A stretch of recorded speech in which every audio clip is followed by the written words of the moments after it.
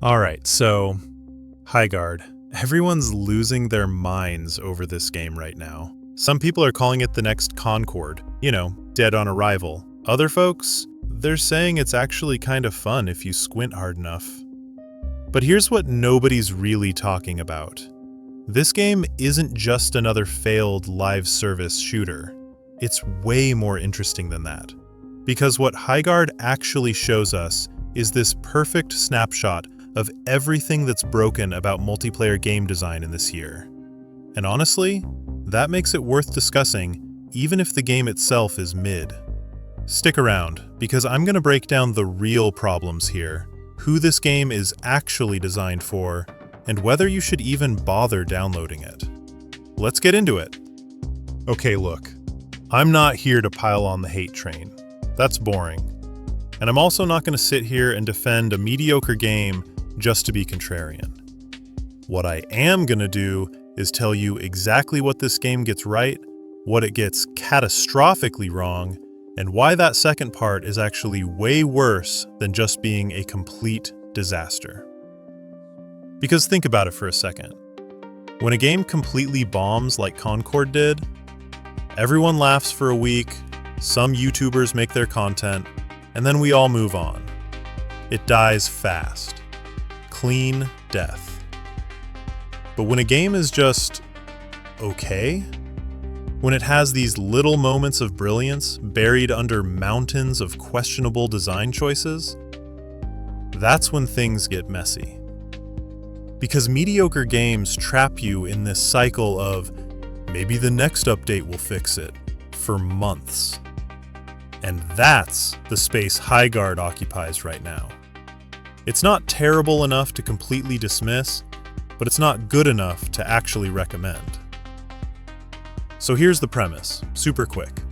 It's a 3 versus 3 hero-based shooter where you grab this magical sword thing, break into the enemy base, and plant bombs while riding fantasy animals. Dragons, bears, panthers, whatever. On paper, that sounds sick. In practice, well, that's what we need to talk about. So Highguard has this massive identity crisis going on. And I think this is the core issue that kills everything else about the game. It wants to be Apex Legends. Cool, I get that. The developers literally worked on Apex. Makes sense. But then it also wants to be Fortnite with the building mechanics, and Overwatch with the hero abilities, and League of Legends with the currency grinding and shop systems. Pick a lane, Let me give you a specific example of where this falls apart. The crystal system. So in the middle of these intense 3 versus 3 matches, you're expected to stop fighting and go hit rocks with your weapon. Like you're playing Minecraft or some survival game. Why? So you can buy better guns from the shop. Guns that everyone else is also buying at the exact same rate because the game limits what tier of weapons you can access each round. It's not progression. It's not even really a choice. It's just busy work. Someone in a boardroom said, "Players love grinding for upgrades," without understanding why players enjoy that in other games. In a battle royale like Apex, the looting creates tension. You might find a legendary item early and get an advantage. There's RNG, there's risk versus reward, there's decision making. Here, everybody's on the same treadmill. Round 2, purple guns. Round 3, orange guns. No variance, no excitement, just mandatory chores before you can actually play the fun part of the game. And that building system they copied from Fortnite feels equally tacked on. You can board up your base before enemies attack, but it barely matters because everyone starts with explosives and most character abilities just delete walls anyway. It's like they had this checklist. Okay, we need looting, check. We need building, check. We need hero abilities, check. But they never asked if these systems actually work together. They don't. Now let's talk about the map situation. because this might actually be the most baffling design decision in the entire game. They made these massive maps, like Apex Legends-sized maps. Beautiful environments, lots of detail, really well designed from an art perspective. For 6 players total. 6 players. Do you understand how wild that is? Battle Royales have these huge maps because they need to fit 60 to 100 players. You need that space so everyone isn't constantly on top of each other from the start. But in a 3 versus 3, you're going to spend half your time just looking for the other team, running around empty corridors and abandoned buildings, hoping you spot someone. Their solution? Add mounts so you can move faster. Add teleports so you can jump back to base instantly. But that's treating the symptom, not the disease. The real problem is you made the map too big in the first place. Adding speed boosts is like putting a band-aid on a broken arm. Now, I know some people are going to say, I never had problems finding enemies.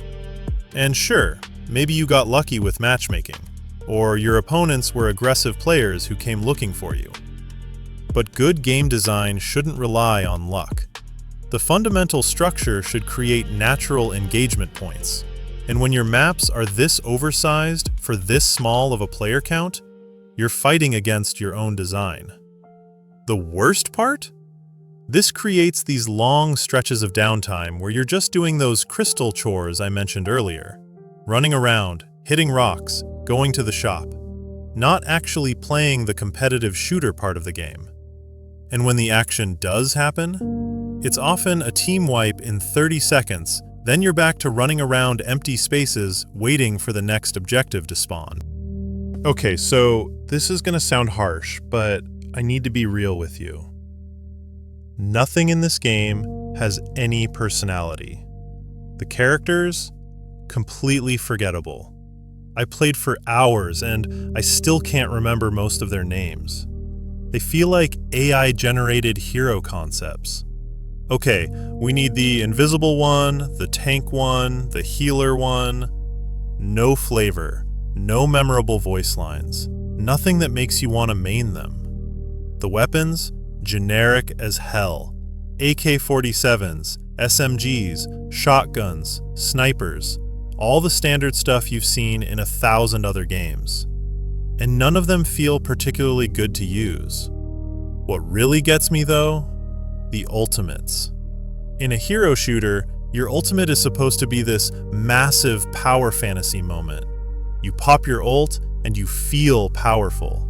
You get dopamine from using it. In Highguard, they're all so underwhelming. One character throws some lightning bolts that barely hurt anyone. Another creates a spawn point that's marginally useful. Someone else does an AoE blast that feels like a wet noodle. They charge slowly throughout the match, so you might get to use your ultimate twice in a 30-minute game. And when you finally do use it, it's just fine. Not bad, not good, just there. Compare that to Overwatch, where popping a good ultimate can completely turn a fight. Or Valorant, where your ult is a legitimate strategic tool. Or Apex, where that moment of hitting Bloodhound's scan and seeing the entire enemy team makes you feel like a god. Highguard has none of that juice. This is where the game actually clicks. When you grab that objective and you're galloping full speed back to the enemy base, dodging bullets, your teammates covering your escape, enemies chasing you down on their own mounts, that feels good. That's unique. That's the one idea in this entire game that doesn't feel borrowed from somewhere else. But here's the problem. That represents maybe 20% of your actual playtime. The other 80%, you're doing all that boring stuff I just complained about.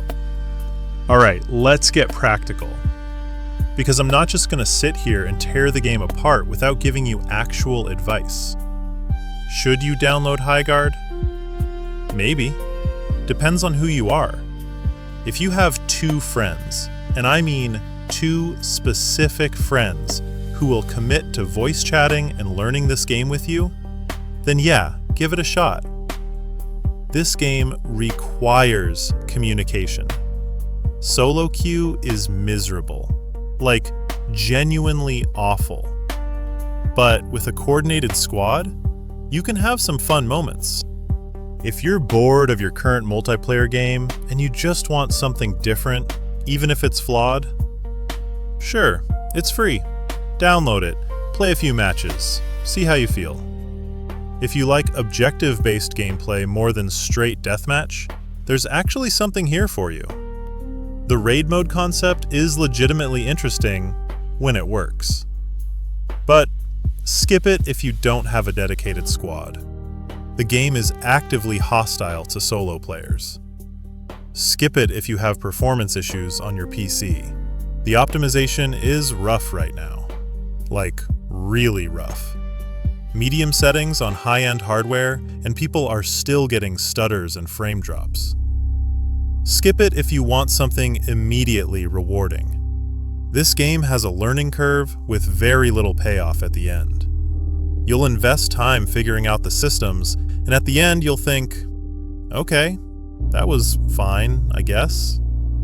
And honestly, skip it if you're already happy with whatever multiplayer game you're playing now.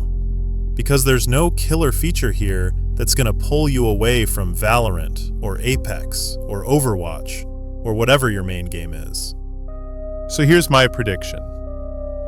And I'm putting this on record so we can come back to it in 6 months.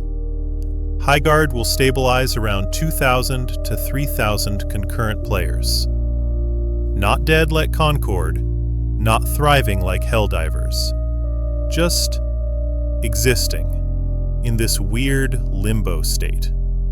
Enough players to keep the servers running, enough to justify small content drops, but not enough to make it a cultural phenomenon or even a notable success. Why am I so confident about this?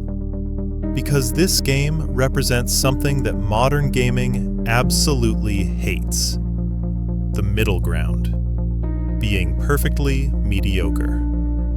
When a game completely fails, at least it's entertaining. People make memes, content creators get views, there's a whole ecosystem around the disaster. When a game is incredible, it builds communities and keeps people coming back.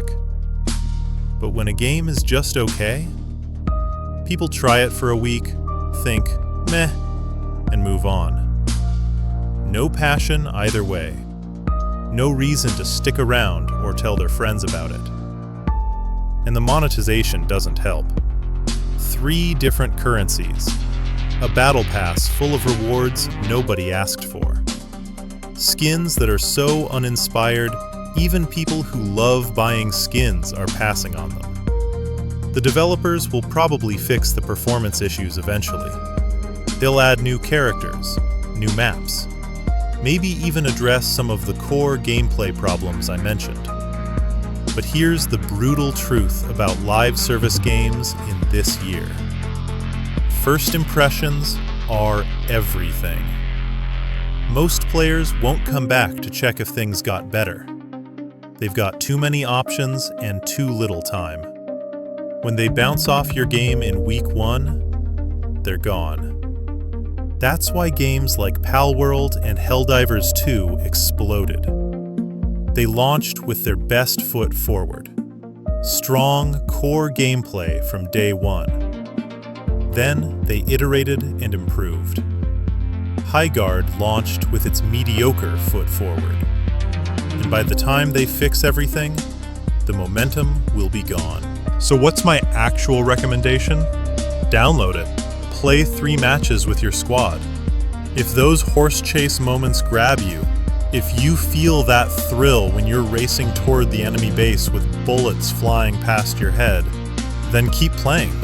But if you finish those 3 matches thinking, that was alright I guess, then delete it and don't look back. Your time is valuable. Way too valuable to spend on a game that might get better eventually. Me personally, I'm giving it 2 weeks. If the player count stabilizes and they patch the performance issues, I'll check back in, make a follow-up video, see if anything changed. But I'm not holding my breath.